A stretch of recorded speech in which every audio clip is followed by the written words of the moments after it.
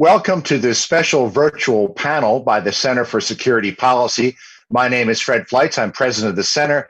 This is a series of virtual panels we're doing during the coronavirus outbreak to keep our supporters informed of important global events.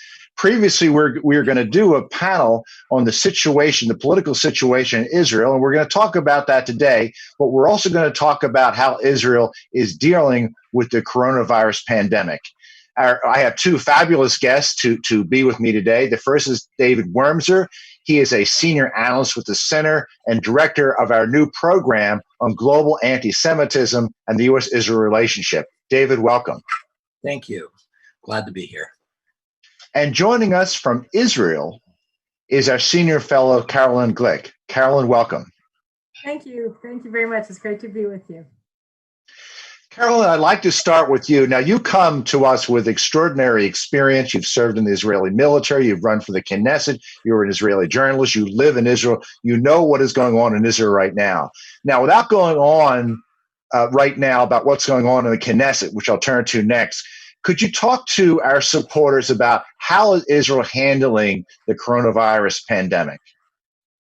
Thanks, Fred. I think Israel was one of the first nations to recognize the level of the threat of the coronavirus, and we closed off all flights from China almost immediately, and then among the first, not the first, to also close off flights from Europe, from Italy, and then Spain, France, and all of Europe within a week, and also to require mandatory 2-week quarantines for anybody coming in from abroad. So those were some of the initial steps that we've taken. They also have mandated an almost complete quarantine of Israelis that began, I think, over the weekend. Schools were all dispersed a week and a half ago. So the kids are at home and they're trying to figure out how long that's going to be. We have the Jewish holiday of Passover coming up in about 2 weeks. And so the question is whether they would be going back. We have a 2-week vacation for Passover in Israel. Initially, they were hoping that they would go back after the holiday sometime in mid-April. But right now it looks like they're going to be out for the year. We'll have to see. And then, so Israel is basically in a full quarantine. And unfortunately, what we're seeing is that the graph of the number of corona patients is continuing to rise exponentially. So we're up to 1,600 cases now. We were at 1 case, I think, on February 27th. So they're very concerned with trying to bring down the number of infected Israelis. And raising the capacity of the health system. So that includes going around madcap, trying to get more respirators, trying to build capacity, doing quarantine of coronavirus positive people inside of empty hotels that have been transformed into corona hospitals, and various other ways to try to do that. We're also having to deal with major economic issues like food supply is one of the things that we're now having to worry about because you have a lack of agricultural workers. So I was just on the phone with some people who are organizing a volunteer campaign. They're drafting up to 2,000 pre-army young people to come in and work in groups of 10 to try to pick all the crops, because otherwise they'll rot on the tree and we're going to have food shortages here in about a month. So, all of these things we're looking at and trying to deal with at once. And it's a very difficult situation, but luckily we're a relatively small country with 8 million people. So it's a little bit easier, I think, for a country like Israel to handle a crisis of this magnitude on a local level than it may be for a country that's as large as the United States and as diverse as the United States. David, how do you think Israel's handling the coronavirus outbreak? Well, I think they're a little more aggressive about it than many other places, especially early on when the numbers were still not that high. So hopefully the proof will be in the pudding soon enough. It's true that right now this curve is still going up sharply. That said, I think the slope of the slope is maybe showing the first signs, but the Israeli government has been very, very dramatic in some ways about how they predict this going. So they've taken very strong measures. I think that the Israel, some of the interesting things that will come out of this are some of the changes that will happen. I mean, their debates are the same as everywhere else. How much of the economy do you let tank to try to be decisive in trying to stop the spread of this? It's the same debate in Israel. It's the same considerations, the same answers and critiques and so forth. But one thing that's very interesting that I think we need to look at is when people recover from this economic crisis that will ensue from the corona crisis. The question is, where will Israel's economy be positioned? It will be damaged like everybody else's, but is it in a position then to recover quickly and be agile or not? The second thing is what other lessons can be learned. And I'm beginning to see in Israel a lot of debate and a lot of discussion about all this. So I think the Israelis, again, are being very aggressive, but in the end, I think they're actually going to come out of this fairly strong. Nobody knows about the numbers that they're going to face. The prime minister said it could be as many as 1 million Israelis infected soon. And of course, we don't know where we are now because what we're seeing now is a consequence of a week or two ago. But it would seem to me that Israel's reactions may cause more immediate damage to the economy than some of the countries that take a slightly less dramatic approach. But in the long run, I think the Israelis are probably in a good position economically to move on from this. Again, I think that their decisiveness early on was, as Carolyn said, they were very early in some of the measures they took. And I think it prevented them from already being at the level of Italy right now. Carolyn, coronavirus is hitting Israel in the middle of a political crisis. After 2 inconclusive elections, after Prime Minister Netanyahu's failure to be able to form a government, and I understand there was a recent effort, it may have been within the last 24 hours, where the doors of the Knesset were shuttered in defiance of a court order, which is preventing the formation of a new government. And I think people in the United States are very confused about this. What is your comment on the political situation in Israel right now? I just want to make one parenthetical point about Corona, which I think is also important. When you look at Israel, you also have to see us in our region. And one of the interesting things that or maybe horrible things that we're seeing in our region is that Israel really is surrounded by states with minimal capacity to deal with crises. So we're going to have dramatic events in Egypt in one way or another. Lebanon and Iran are collapsing. They've not been interested in investing money in their own societies, rather, in allowing the terrorists and terrorist ideals to lead them. So they're collapsing. So there are going to be a lot of different strategic shifts inside of the region that Israel's going to be operating in, also regardless of the state of our economy. And as to our political system, look, we are in the midst of multiple crises related to our politics. One of them is that we have a situation where, yes, we've had now 3 inconclusive elections.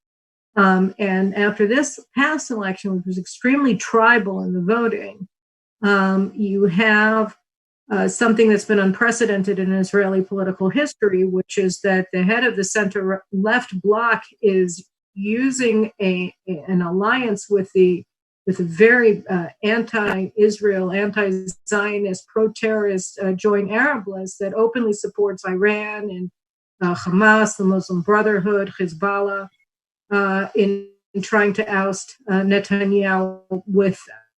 And they're making all kinds of deals with them about leadership positions in Knesset committees that are deleterious to Israel's national security in order to achieve this goal. So this is something we've never seen before. We've never seen a major party in Israel that's vying for leadership that now has a mandate, which they're not going to probably be able to fulfill, but they have a mandate to form the next government, are acting openly in collusion with forces that are irredentist in Israeli politics to try to undermine and overthrow Netanyahu. And they're doing it by trying to pass a series of massive constitutional amendments to Israel's democratic system that would bar Netanyahu personally from ever serving in politics. So, retroactively canceling the results of the elections, which gave 2.5 million Israelis voted either directly for Likud, Netanyahu's party, or for parties that are aligned with Likud in order for him to remain the prime minister of Israel. And yet they want to retroactively annul those elections. And at the same time that this is happening in the Knesset, you have two other focal points of anti-democratic activity in Israel that are trying to overturn Netanyahu. One is the legal fraternity led by the Attorney General, and the other one is the Supreme Court. So the Supreme Court just published an extraordinary judgment yesterday that said that overturned the Knesset's right to its own protocols. So the Knesset protocol says that the Speaker of the Knesset is supposed to be elected sometime before the formation of a new government. And until that happens, the serving chairman of the Knesset or Speaker of the Knesset is supposed to remain in his office. So everything that the Knesset Speaker was doing was in accordance with the Knesset protocol, long-standing 70-year-old protocol. And the Supreme Court announced without any deliberation or debate an hour after the sitting Speaker of the Knesset sent in his written arguments that he couldn't do that and that he had to abrogate Knesset protocols and call for a floor vote on a series of Knesset procedures, of parliamentary procedures in Israel that would lead to his ouster. So these are all unprecedented things that are happening. And of course, like you said, they're happening at a time when the government is completely focused on very basic issues of blocking mass death, preventing starvation, avoiding the complete collapse of the Israeli economy. So all of this stuff is happening in sort of a cascade, where rather than having a loyal opposition, what you're having is an extremely disloyal opposition inside of the Knesset, and you're having this extraordinary judicial overreach, which is pushing Israel to an open confrontation between the elected branches of government, the executive, and the parliament, and the unelected justices of the Supreme Court. So this is something, this has been brewing for decades in Israel. I've been writing about it for decades, but it's really coming to the fore right now, and it's not clear how this is going to end, but it's a very, very poisonous environment here politically and, of course, health-wise. David, what is your take on the political crisis in Israel? Well, I reinforce almost everything that Carolyn just said. I would add to it this, is that Israel is a parliamentary system that has, unlike our system, on November 4th, 5th, whatever the day after the election in the United States, we know who is prime minister, who is president. In Israel, the formation of government is part of the election process. It returns the proportionality in the parliament, and then you have this long drawn out or short drawn out process of negotiating a coalition and forming a government. The process of the Knesset and putting the Speaker of the Knesset in place is part of the process of forming the government. As such, what's happening here is that the opposition party, in the middle of an election wrap-up, is trying to change the rules of the election that just happened. Imagine, for example, if there were an extreme right-wing party in Israel's parliament that were elected that calls for the expulsion of every single Arab everywhere in Israel, and the Israeli government, for its own reasons, couldn't obviously make a coalition with that, but they had 4 or 5 seats. Again, it's 61-59 deadlock, and Netanyahu decided that he would use that simple majority to overturn the traditions of how cannot serve within 20 years or 30 years of after his retirement, and therefore Gantz can't be the head of the opposition party. And so what you have here is an attempt to disqualify the leader of a party from being the leader of the party in the middle of an election after the vote has taken place, but while the government negotiations are being conducted. So it's a very disruptive thing in the proper process of election wrap up.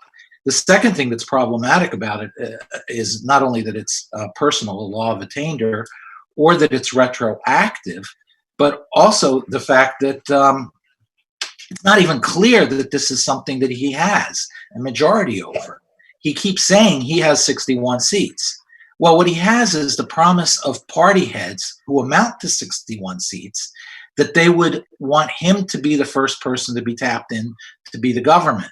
But there's no guarantee that any of the members of any of the parties follow suit. We know of at least 4 or 5 or 6 people that do not like this idea of basing the entire process of forming a government and then afterwards maintaining a government on a party, the United Arab List, that has members in it that not only advocate Israel's dismantlement, but have traveled to Damascus to meet with Assad to coordinate their response against Israel.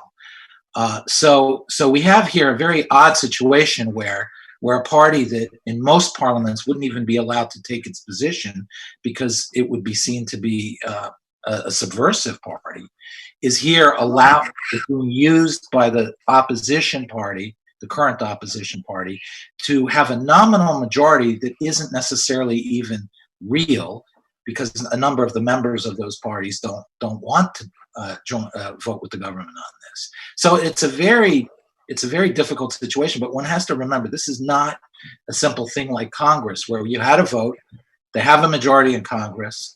Why can't Congress have a seat?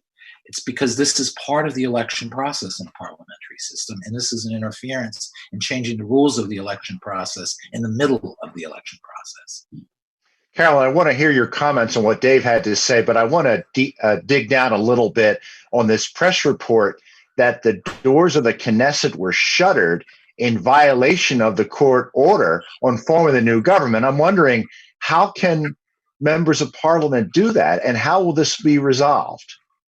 I mean, that's just propaganda. Nobody closed off there wasn't a big padlock on the outdoors of on the outside of the Knesset. And what you have is you have this runaway opposition that has just left all moorings of process in Israel, and exactly what David was talking about in terms of retroactively in the middle of the process of this ongoing process of government formation in the aftermath of the Knesset election, trying to change the rules in order to change the results of the election or overthrow the results of the election.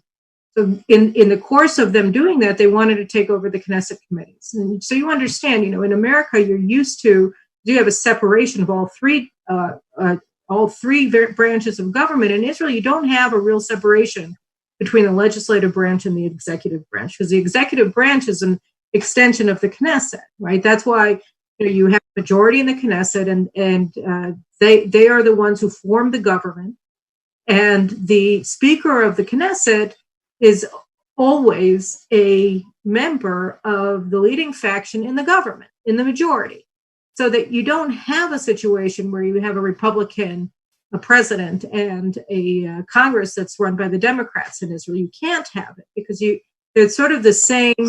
It's like one long arm from the shoulder to the hand, and so you can't have it have these two branches having different positions on things. It doesn't work. And so, it's like in Britain, right? You don't have a Labour prime minister when the Conservatives are in charge of the parliament.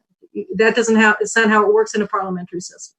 So what they are trying to do is force the Likud, which runs the government today, the interim government, until one is formed on a permanent basis, to have a Knesset that is going to be passing laws outlawing the things that the government that's still operating is trying to accomplish. And as David said, there's a difference between the shenanigans that they're trying to pull in the Knesset and their actual ability to form a government. Because you have right now 4 clear nay votes for a coalition built on blue and white and the joint Arab list. You're not going to get 61 fingers pointing yay on a vote to form this kind of a government. So if you don't have a government, and all you're doing is trying to oust Netanyahu, which is the sole purpose. Everything that they're doing now is trying to make it so that there will be 4th elections and that Netanyahu will be barred from running in those elections. so that they think that they can't win, they cannot beat Netanyahu,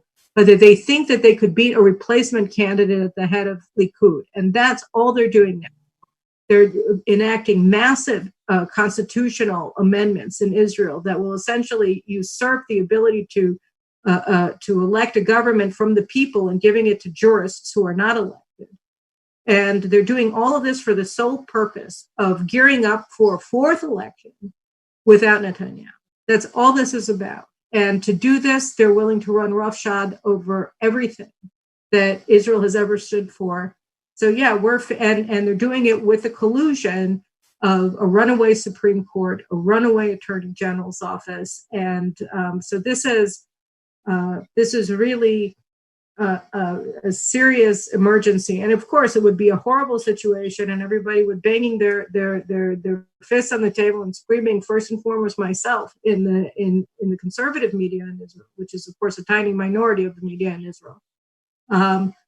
But now we're doing it in the middle of a pandemic when everybody's quarantined in their homes. Nobody can go out and demonstrate. Nobody can go out and oppose what's happened because we're all basically under house arrest. I want to wrap up with a question to both of you, starting with David. And in the short term, David, how do you think this is going to work out? And long term, do you think there will be any damage to the Israeli political system? In the short term, I think what will happen is that the Gantz's bluff will be called.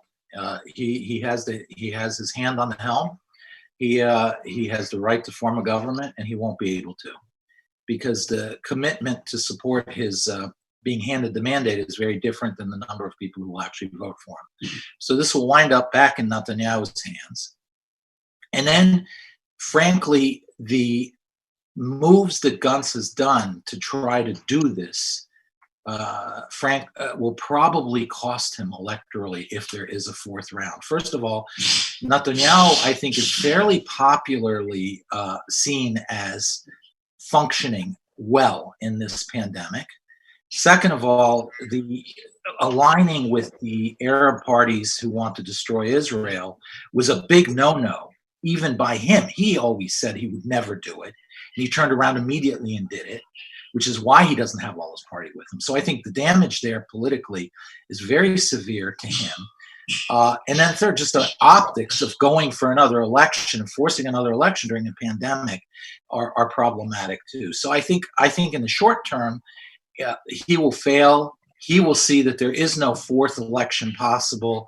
I think the overall trend line that he hasn't delivered after 3 elections, the one thing that his party was meant to deliver, which is the ouster of Netanyahu, could lead to the breakup of his party. So I think that you'll see eventually, either in this round still, possibly after a fourth, eventually a resolution with the government under Netanyahu.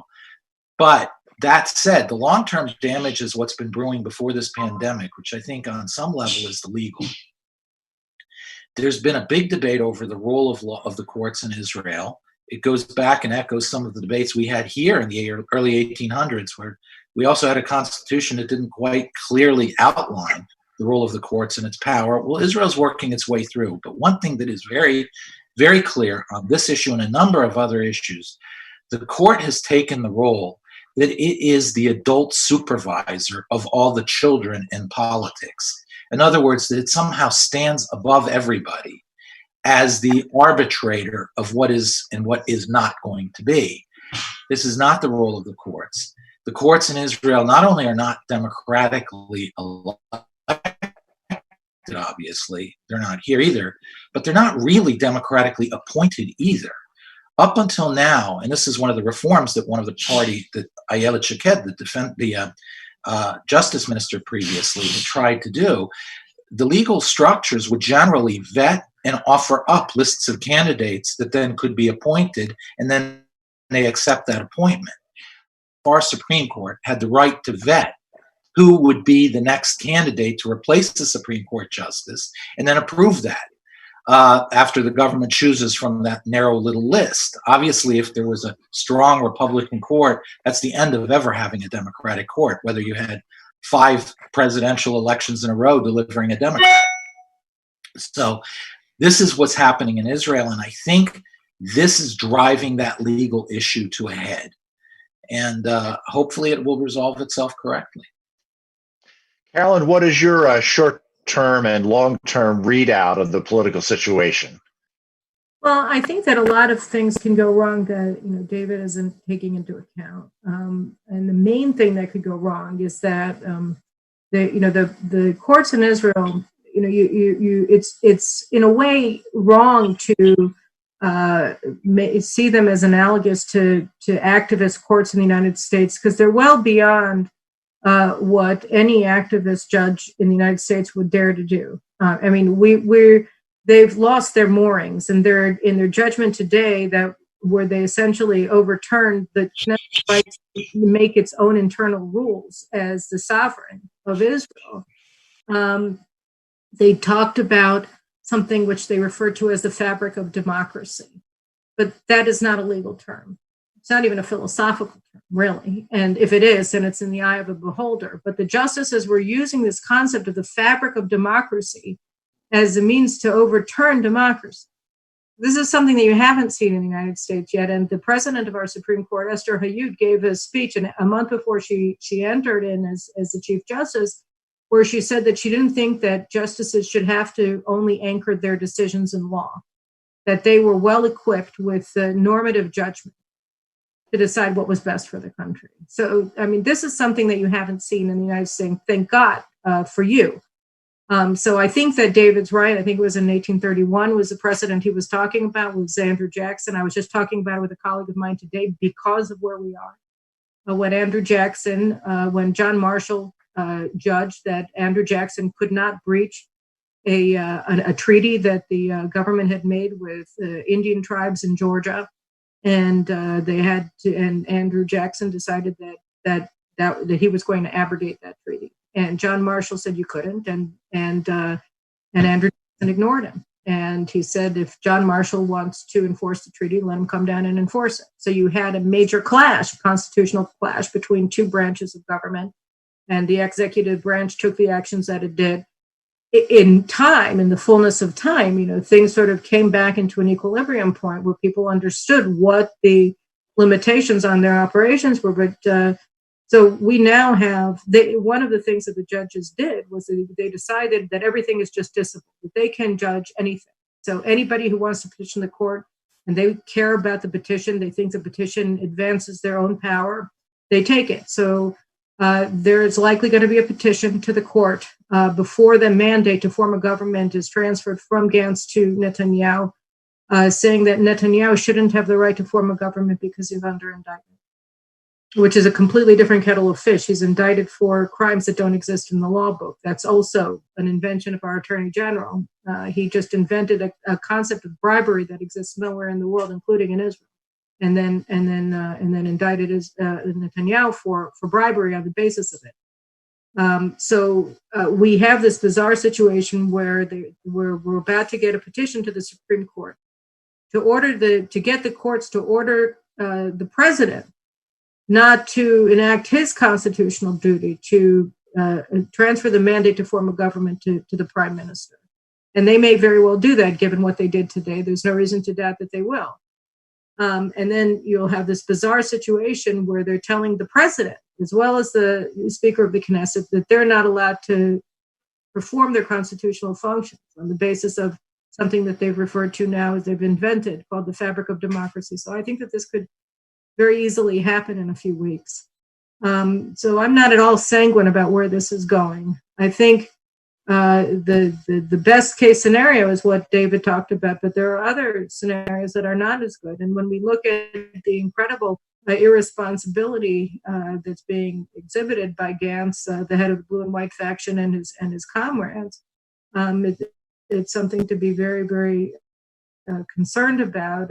Their capacity to govern, their capacity to make decisions that are rational in times of crisis, which we're steeped in right now. So yeah, I mean, I think a lot of Israelis are very worried about what's happening, and with good reason. And I think it's good for our friends in the United States also to know this, because I think that the more that can be said about the constitutional overreach of our judges, and about the constitutional overreach of our Attorney General, and of course I would say the really treacherous behavior of the blue and white leadership in the Knesset, the better, because I think it's important for people to understand what's happening here, lest it happens somewhere else as well. Carolyn Glick and David Wurmser, thank you for your expert analysis of the political situation in Israel and how Israel is dealing with the coronavirus crisis. I'd like to thank our viewers for watching today. This video will be posted on the Center for Security Policy website, securefreedom.org.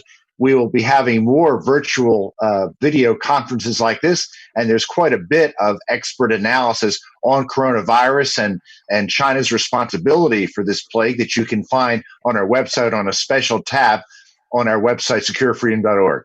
Thank you so much for watching.